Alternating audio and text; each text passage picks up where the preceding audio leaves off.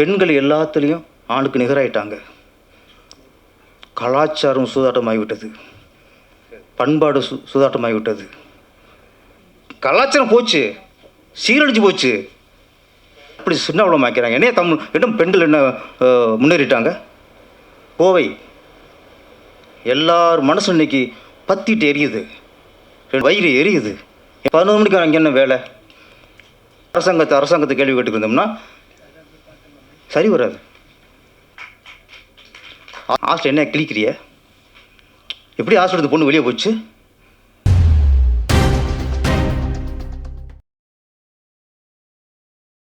அனைவருக்கும் வணக்கம்.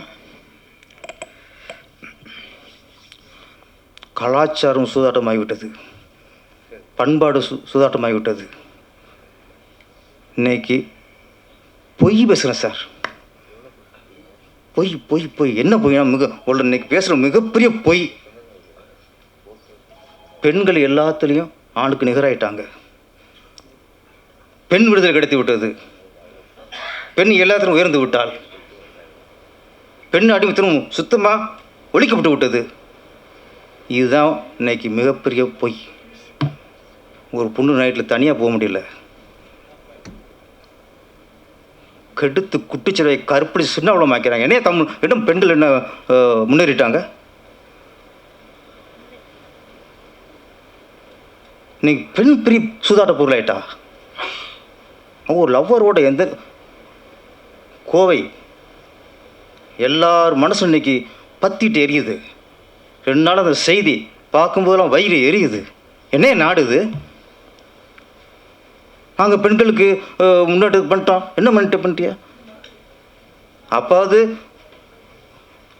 Konan sir ஒரு காலகட்டத்தில் நான் சார் உங்கள் தைரியத்தை வேந்து பார்ப்பேன். ஒரு ஆளுங்கட்சி அப்போல்லாம் எம்ஜிஆர்னா அவர் பவர். எம்ஜிஆர் யாரும் ஜெயிக்க முடியாது. எம்ஜிஆரும் பயம் இருந்துச்சு. அந்த நேரம் ஆளுங்கட்சிக்கு எதிராக அரசியல் படம் எடுத்தவர் வி.சி. கோதானன் சார். பயப்பட மாட்டார் அவர். அந்த துணிச்சல் வி.சி. கோதானன் சாருக்கு உள்ள துணிச்சலில் 1% இன்னைக்கு உள்ள இயக்குநருக்கு இருக்கா? இருந்தால் சினிமா சூதாட்டம் ஆகாது. இன்னைக்கு யாருக்கும் எதிர்த்து பேசுறதுக்கு வலு இல்லை. ஒரு அரசியல்வாதியை எதிர்த்து பேச முடியல. அடுத்த நேரத்துக்கு உள்ளே வச்சுறாங்க. பெண் கோவையில் நிறைய பேர் அந்த பொண்ணையும் அந்த நேரத்தில் அங்கேயே போச்சு. ஏன் தனியாக போச்சு? ஒரு பொண்ணை 3 பேர் சின்னவனமாக்கி குத்துயிரும் கொலையுரம் போட்டான். இன்னொரு 1/2 மணி நேரம் கழித்து அந்த பொண்ணை தூக்கிட்டு செத்து போயிருக்கோம். ஆனால் இங்கே நிறைய பேர் 11 மணிக்கு அங்கே என்ன வேலை? ராத்திரியில் அங்கே என்ன வேலை? நம்ம வீட்டில் ஒரு பொம்பளை தெரியாதுன்னா போயிருந்து இப்படி பண்ணி அதை கேட்பீங்களாடா எல்லாரும்? போன தப்பு தான். ஒரு பொண்ணுக்கு இங்கே பாதுகாப்புலையா ஒத்துக்குங்க. அப்போ நம்ம அலோஸ் பண்ணிடுறோம். இங்கே ஒரு பொண்ணு வையனை தனியாக போனால் பாதுகாப்புன்னு சொல்லுங்கள். அப்புறம் கேளுங்க ஏன் போனேன்ட்டு. இங்கே பொண்ணு தனியாக விட மாட்டோம். பண்ணாங்க ஒரு லவர்ஸ் விட மாட்டோம். லவர் அவன் பையனை அடிச்சு தூக்கி போட்டு நாங்கள் 5 பேர் சேர்ந்து குடிச்சிடாக்கி விடுவோம்.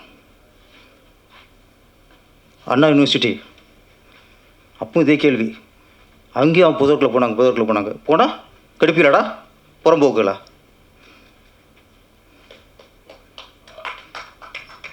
நான் இன்னொன்று சொல்கிறேன்.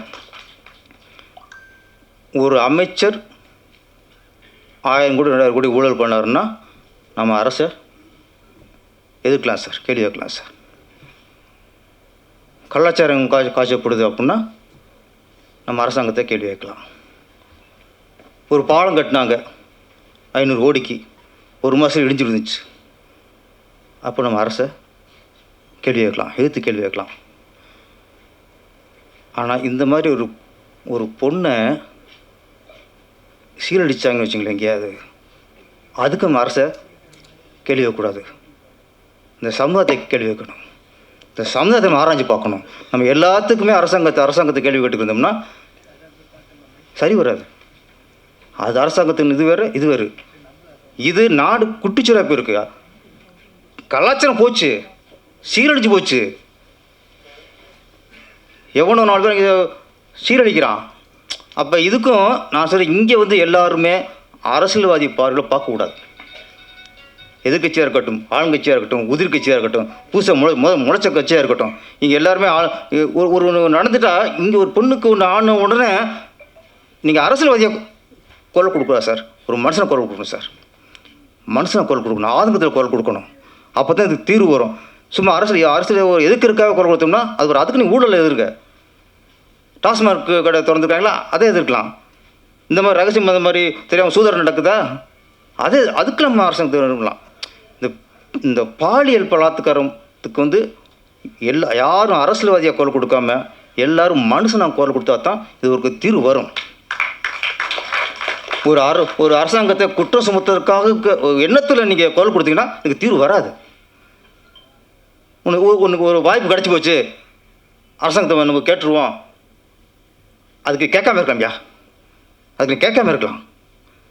ஒரு பொண்ணை சீரழிச்சிட்டாங்கன்னா நமக்கு கோபம் வந்து அட்டிவரோடு பொங்கி நம்ம கேள்வி வைக்கணும். எல்லாத்துக்கும் அரசியல் பேசுகிறது. இந்த கோவில் நடந்தது, இது ஒரு நம்ம ஒவ்வொரு இப்போ அண்ணா யூனிவர்சிட்டி நடந்துச்சு, இதுதான் கடைசியாக இருக்குன்னு சொன்னோம். அதுக்கப்புறம் நூறு நடந்துச்சு, இதுதான் கடைசியாக இருக்குன்னு சொன்னோம். இப்போ கோவில் நடந்துச்சு, இதுதான் கடைசியாக இருக்குன்னு சொல்கிறோம்.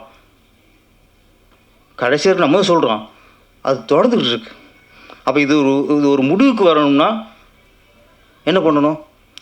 அங்கே அரசாங்கம் சரியான முடிவு எடுக்கணும். அது நம்ம வேண்டுகோளை வைக்கணும். ஒரு ஆணவ படுகொலைக்கு தனி சட்டம் வேணும்னு சொல்கிறாங்களே, அதே மாதிரி இந்த மாதிரி பாலியல் வன்கொடுமைக்கும் தனி சட்டம் வேண்டும். அது அவனை சுட்டு கொண்டாலும் பரவாயில்ல, வெட்டி கொண்டாலும் பரவாயில்ல. அதுக்கப்புறம் பொண்ணு மேலே ஒரு அவனை கை வைக்கும் போது ஏற்கனவே இது மாதிரி பண்ணவனுக்கு வந்த தண்டனை புத்தியில் படணும், கண்ணு முன்னாடி தெரியணும். இன்னொன்று, ஊடகங்கள் இன்றைக்கி அரசியல் கட்சி தலைவர்கள் பேசுகிறதெல்லாம் நம்ம லைவ் மாதிரி போட்டுக்கிருக்கோம், விவாத பொருளாக்குறோம். நம்ம ஒரே விஷயத்தில் இந்த பாலியல் விஷயத்தில் மட்டும் நம்ம இதெல்லாம் தவிர்த்துட்டு நாட்டு சேவையை மனசில் வச்சுக்கிட்டு இந்த சீரழிச்சாங்கல்ல இவங்களை காட்டணும் சார். இவங்களை மூஞ்சியை காட்டிகிட்டே இருக்கணும். இது வரைக்கும் மூஞ்சி காட்டலை, ஷேடோ காட்டுறாங்க. அங்கே சுட்டான் ஓடுறான், அவன் மூஞ்சி காட்டுறதுக்கு என்ன இருக்குது?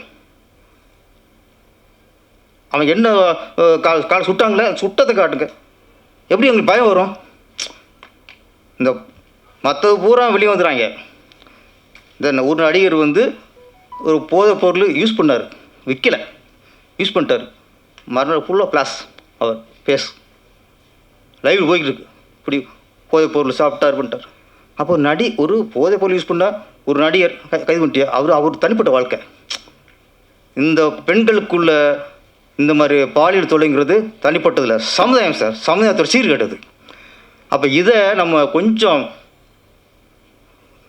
மற்றதுக்கு முக்கியத்துவம் இதையும் கொடுக்கணும். நீங்கள் இது எந்த டெவலப்மெண்ட் காட்டுறோ அதை பார்க்கும்போது இந்த மாதிரி என்ன உலகம் பயம் வரணும்.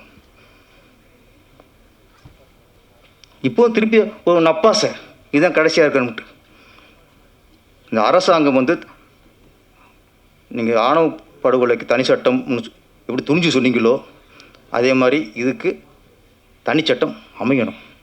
அமைஞ்சால் அதுக்கான வீரத்தை காட்டினா தான் கொஞ்சம் குறையும். இந்த நேரத்தில் நம்ம அந்த பாதிக்கப்பட்ட பெண்ணை பூர்ண குணமடைஞ்சு வரணும். இன்னும் ஒரு சின்ன வேண்டுகோள், ஹாஸ்டல்னால் என்ன? ஒரு பெண்களை ஒரு பெத்த தாய் தப்பேன் ஒரு நம்பித்தானே ஹாஸ்டலுக்கு அனுப்புகிறாங்க.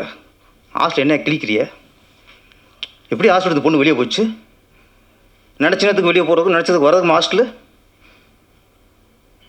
அப்போ ஹாஸ்டல் சரியான கண்காணிப்பு இருக்கணும். ஹாஸ்டல் தான் ஃபஸ்ட்டு பொறுப்பு. ஒன்றை மீறி அப்படி வெளியே வந்து பொண்ணு வெளியே போச்சு, ஹாஸ்டல் நம்பி தானே பெற்றவங்க உள்ளே அனுப்புகிறாங்க. அப்போ அந்த ஹாஸ்டல் தமிழ்நாட்டில் இருக்க எல்லா ஹாஸ்டலுமே, அதுவும் பெண்கள் லேடிஸ் உள்ள ஹாஸ்டல் எல்லாருமே கொஞ்சம் பொறுப்போட ரொம்ப ஒரு கண்ட்ரோலோட வச்சுக்கணும். அப்புறம் சீரழிஞ்சதுக்கப்புறம் என்ன பிரயோஜனம்? அதனால் ஹாஸ்டல் ரொம்ப பொறுப்பு. அரசியல்வாதிகள் ஒரு ஏரியாவில் ஒரு நிகழ்ச்சி நடந்துருச்சு, ஒரு கொள்ளையோ அது நடந்துச்சு. அப்போ என்ன ஆகுது, அந்த ஏரியாவில் உள்ள போலீஸ் தான் பொறுப்பாகிறாங்க. அவங்க ட்ரான்ஸ்ஃபர் பண்ணுறாங்க, இல்லை இடைக்கால நீக்கம் பண்ணுறாங்க. அப்போ ஒரு ஏரியாவில் கொள்ளையோ அப்படி நடக்கும்போது அந்த போலீஸ் ஸ்டேஷன் நடவடிக்கை இருக்கிறாங்க.